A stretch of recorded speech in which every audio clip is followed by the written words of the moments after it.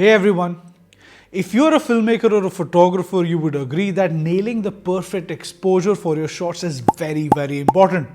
And when it comes to nailing that exposure for video, it can get a bit tough and very tiring in some situations. What if I tell you that the Lumix S5ii and the S5iiX have some really good industry leading options available inside the camera itself that actually big cinema cameras have to get you that perfect exposure. Welcome to Lumix Lessons.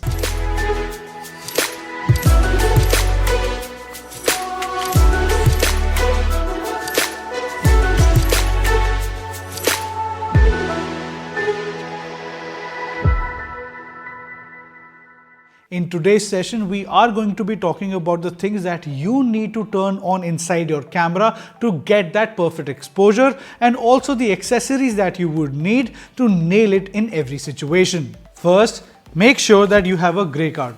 This one right here is a 42% gray at Vlog, and it is perfect for situations when you are shooting video in any kind of lighting, indoor or outdoor. The basic IRE level for Vlog is 42 and for other color profile it's at 40. Also remember that the S5ii and the S5iiX have dual native ISO. 640 for the lower circuit when shooting in Vlog and 4000 for the higher circuit. Try to make sure that you're shooting at the native ISO levels whenever you're nailing that exposure. Now let's dive into the exposure tools that the camera has. The first one is histogram.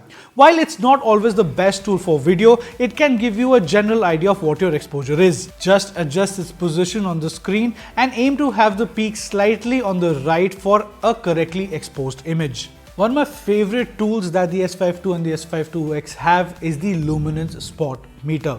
It places a square on your screen, allowing you to measure the exact exposure on a specific spot. In Vlog, it provides stop counts, and in other color profiles, it gives you a percentage. The goal is to get a 0.0 for Vlog and 40% in other color profiles.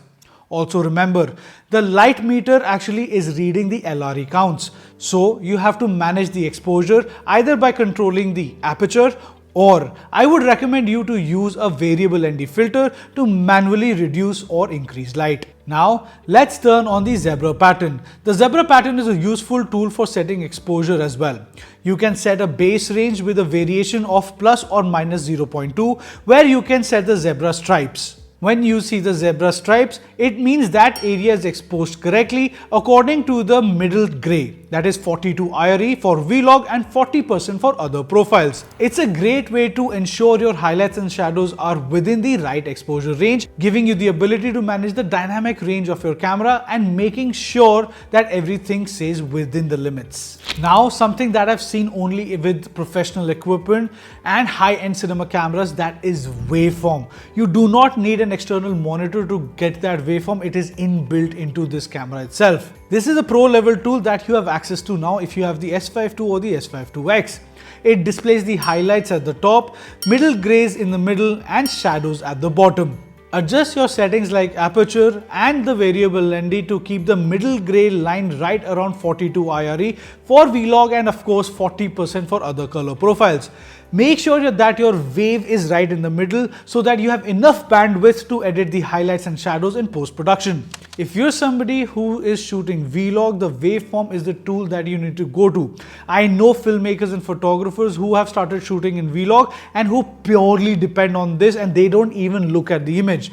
In some cases, the image actually would look overexposed or something like that. In that cases, please go to this tool and it will give you the correct reading so that you can actually get your highlights back in post-production and recover your shadows as well. We've explored all the exposure tools of the Lumix S5ii and the S5iiX. These tools are incredibly powerful and will help you out capturing beautifully exposed videos in different situations. If you're somebody who is very much serious about skilling up and getting that perfectly exposed images, well, then use these settings. And if you have any questions, put it in the comment box below. And of course, don't forget to like, share and subscribe. Until next time, ciao.